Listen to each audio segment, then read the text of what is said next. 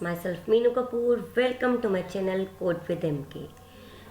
I'm back with Python programming for beginners. Hello students, myself Meenu Kapoor. Welcome to my channel Code with MK. I'm back with Python programming for beginners series, and in my previous video I told you about for loop. So today we'll be discussing the same. So topic is more about for loop. So I'll give you some examples of for loop. In my previous video I told you that there are three parts in range: beginning, ending and skip value. And in these three values you can skip, third value is optional. It's not necessary to give the skip value. If you are not giving skip value, it will by default increment I, that is the variable in for loop, by 1. But today I'll tell you that you can skip the beginning value also. So here look carefully, for I in range 10. So it means I'm not giving the beginning value, and 10 here is the ending value. In ending value, I told you in my previous video, that it take 1 less. So this loop will start from 0 automatically. This is the default beginning value if you are not providing the value, right? So this loop will start with 0 and run till 9. As I told you, Python take 1 less. So I in range 10 means initial value of I will be 0, 1, 2, 3, 4, 5, 6, 7, 8 and 9. For proof I have printed hello. Definitely hello will be printed 10 times, as it will start from 0 and continue till 9. So 0 to 9 make it 10. But I have printed I also. And I have given without quote. You know very well, if you want to print the variable, that will be outside the double quotes or single quotes, right? So let's see the output of the program. Hello 1, hello 0, hello 1, hello 2, hello 3, hello 4, hello 5, hello 6, hello 7, hello 8 and hello 9. So this counting 0 to 9 shows the value of I, as I have printed I with hello. So right, hello 0, it indicates that if I am not giving the beginning value, it will automatically take from 0, and ending value, as again I told you that it takes 1 less, so it will run from 0 to 9, right? So same way, if you take your beginning value, then definitely it will take your own beginning value. Say if I am giving 101 and skip value, I am giving the example with skip value 10, 101, 10. So it will start with 10, run up to 100 as it take 1 less, and increment by 10. Now let's see the output. Hello 10, hello 20, 30, 40, 50, 60, 70, 80, 90 and 100, right? Now if you want to print these values horizontally, you don't want every counting or everything should be in next line. Now I'm removing hello. I'm just printing the value of I or the series. So here you can give end equals to space, right? So now it will not take new line, because by default print statement takes new line. It is ended by a new line. So whenever you are trying to print value, it is vertically printed, because automatically it comes in next line. But if I have given end equals to space or end equals to whatever, then it will be ended by that particular character only. Now you can see the output 10, 20, 30, 40, 50, 60, 70, 80, 90, 100 separated by space, not by a new line. Now if you need कि हाँ इसके बीच में कोई और character आना चाहिए, then instead of space you can take any character. I have taken @sign. Now again I'll run this program. You can see the output. 10 @20 @30 40 50, 60, 70, 80, 100, right? So this is about ending by any other character except new line, right? Now if I want reverse counting, right, so that can also be done by giving these three values only, no much change. Say I want to start from 10, 1. Skip value will be in minus in that case, because beginning value is 10, ending value is 1, so it will be in decremented way, minus में जाएगी. So skip value is must here, जबकि positive में चलने में skip value 1 was optional. If you want to give any other skip value then it was must, but in case of minus it is must to give -1. Now you can see the output 10, 9, 8, 7, 6, 5, 4, 3, 2. Why not 1? Again it takes 1 less. I told you if you want up to 1 then अभी याद करिए कि मैंने बताया था एक extra लेना है, n+1 लेना है if you want up to n. कब? जब आपको असेंडिंग सीधे ऑर्डर में चाहिए.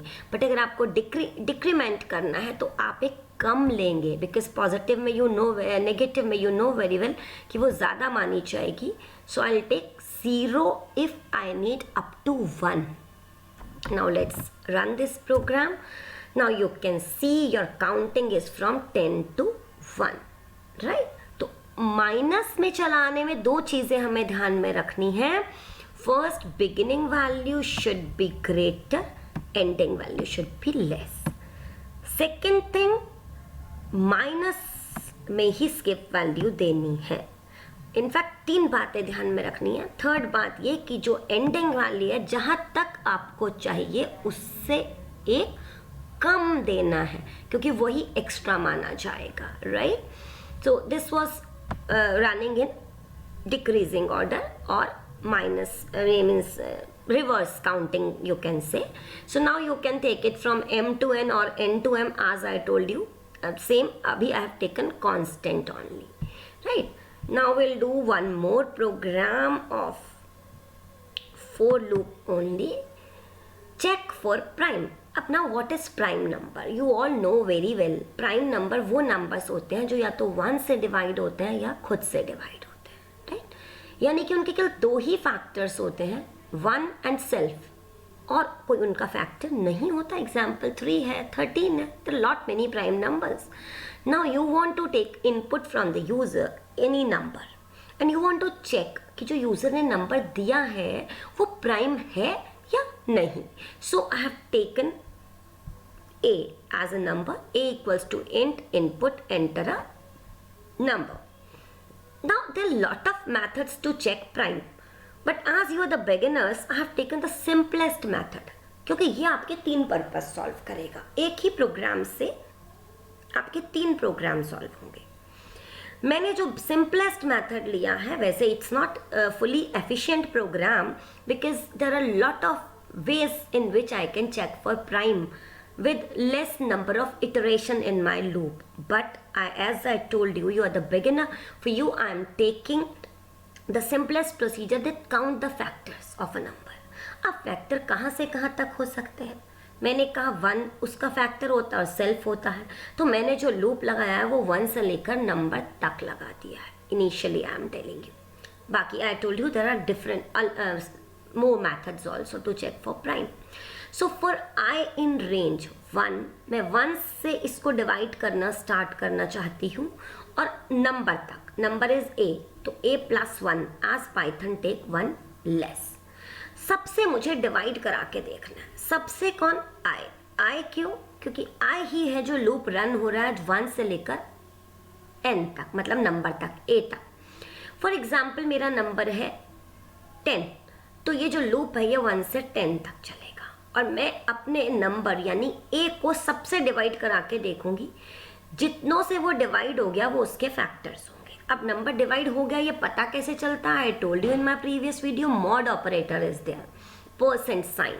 सो if a is your number, mod i is जिससे मुझे डिवाइड कराना, starting from 1 till the number is equals to 0. तो दिस लाइन इंडिकेट्स कि नंबर मेरा डिवाइड हो गया है ना. मैं यहाँ कमेंट लिख देती हूँ आपके लिए. number is divisible by I। तो अगर नंबर i से डिवाइड हो गया है तो i उसका फैक्टर है, मैंने उस फैक्टर को काउंट कर लिया। अब काउंट कैसे करते हैं, जैसे आप नॉर्मली फिंगर्स पे काउंट करते हैं। कोई चीज़ हमें मिली, हमने कहा 1 हो गई, 2 हो गई, 3 हो गई। सेम वे कंप्यूटर्स में हम एक वेरिएबल ले लेते हैं जिसकी वैल्यू 0 होती है। कोई भी वेरिएबल ले लिया, मैंने f ले लिया बिकॉज f मीन्स फैक्टर्स, 0 ले लिया और जैसे इसका फैक्टर मिलता है उसको +1 कर देते हैं। तो f equals to f+1। So this line indicates कि जैसे ही i से वो डिवाइड होता है, मीन्स i उसका फैक्टर है, तो हम क्या करते हैं, f को इंक्रीज कर देते हैं, f equals to f+1। But loop में मेरा यही स्टेटमेंट है। अब ये लूप मेरा कॉन्टिन्यूसली घूमेगा। कहाँ से? For example if the number is 10, तो ये 1 से 10 बार घूमेगा। पहले a यानी 10 को 1 से डिवाइड करेगा, फिर 2 से डिवाइड करेगा, फिर 3 से करेगा, 4 से, 5 से, 6 से, 7 से, 8 से, 9 से, 10 से, और जितनी बार मेरा नंबर डिवाइड हो जाएगा वो f में काउंट हो जाएगा। तो मैं उस फैक्टर्स को प्रिंट भी करा रही हूँ। एज आई टोल्ड यू कि आपके 3 पर्पज सॉल्व होंगे। अभी मैंने 2 करे हैं। फैक्टर्स गिनने भी हैं मुझे, कितने हैं उस नंबर के फैक्टर, और प्रिंट कराना है वो प्राइम है या नहीं। तो मैंने प्रिंट कराया, print number of factors of, किसके फैक्टर है, a के। a आर किस में मेरे फैक्टर्स हैं, f में। So number of factors of a are f, a and f are variables हैं, राइट। सो ये मेरे नंबर ऑफ फैक्टर्स को प्रिंट कर देगा। अब कौन सा नंबर प्राइम होता है, जिसके केवल 2 ही फैक्टर होते हैं, एक 1 और एक सेल्फ। अगर 2 से ज़्यादा है तो वो नॉट प्राइम है। उसके बाद मैंने कंडीशन लगा दिया, if f greater than 2 then not prime, else prime. So this is the program of counting the factors as well as checking for prime. So now let's run this program.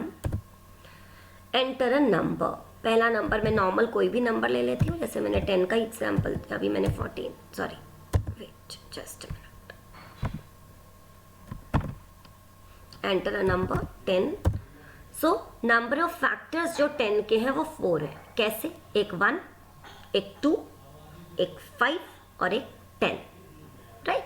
तो 4 factor हमारे पास 10 के होते हैं, सबको मालूम है, और 10 is not prime, right. अब दूसरी बार मैं इसी प्रोग्राम को रन करती हूँ and I am giving number 13।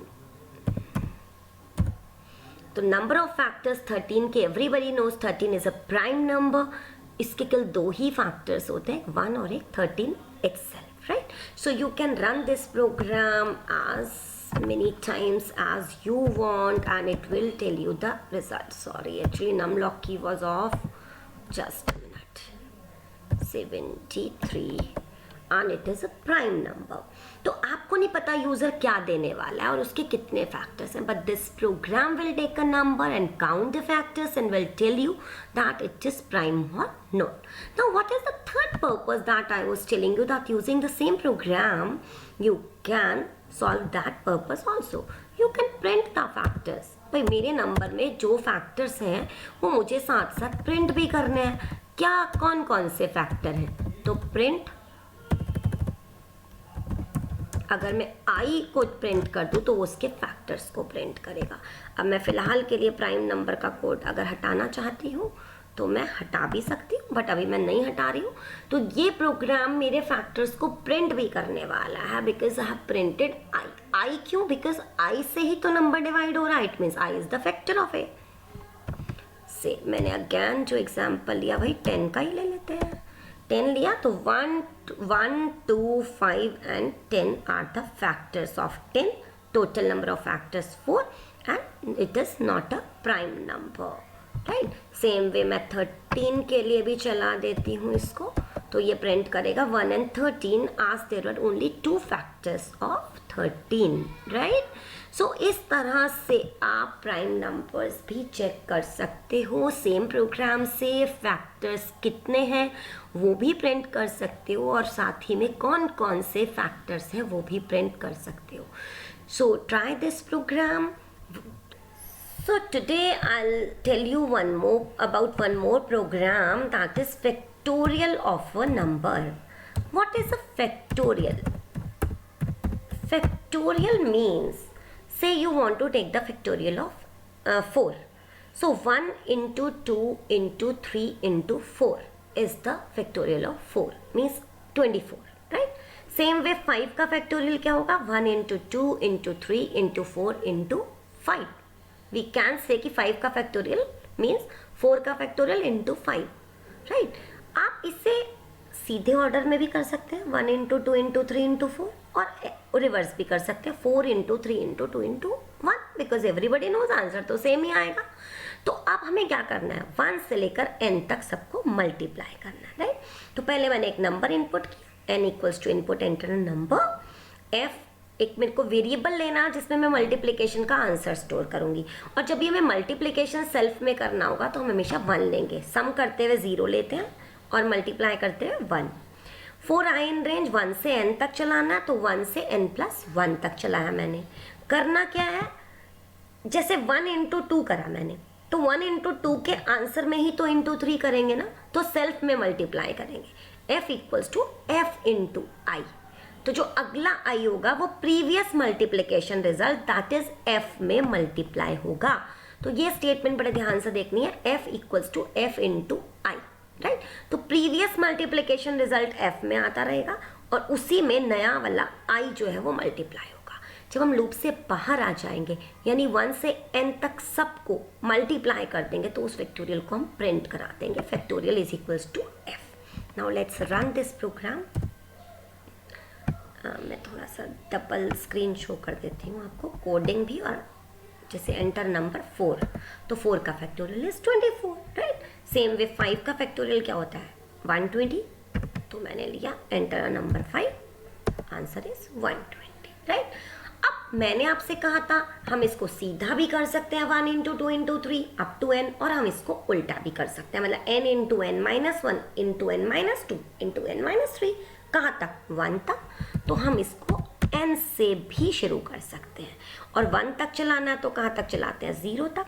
Skip value मैंने सिखाई थी, this is just for revision, कि अभी अभी मैंने आपको रिवर्स बताई थी. तो n से 1 चलाना है तो n से 0. 1 से तो आप चलाएं ना चलाएं, आप 1 तक भी चलाएं तो भी चलेगा, बिकॉज वो 2 से मल्टीप्लाई करेगा, क्योंकि 1 से मल्टीप्लाई होकर तो सेम आंसर आएगा. तो यहाँ पे आप 1 भी ले सकते हैं और 0 भी ले सकते हैं, but initially I am taking 0, क्योंकि मैंने अभी भी आपको कराया तो रिवाइज करने के लिए. Answer will be same. मैंने कहा एंटर नंबर 4, तो आंसर इज 24. सो आप लूप को सीधा चलाएं, 1 इंटू 2 इंटू 3 इंटू 4, या उल्टा चलाएं, मतलब 4 इंटू 3 इंटू 2 इंटू 1, सब भी सेम आंसर आएगा. तो n से 0 मीन्स n से 1, right. That's all for today. Thank you. Have a nice day.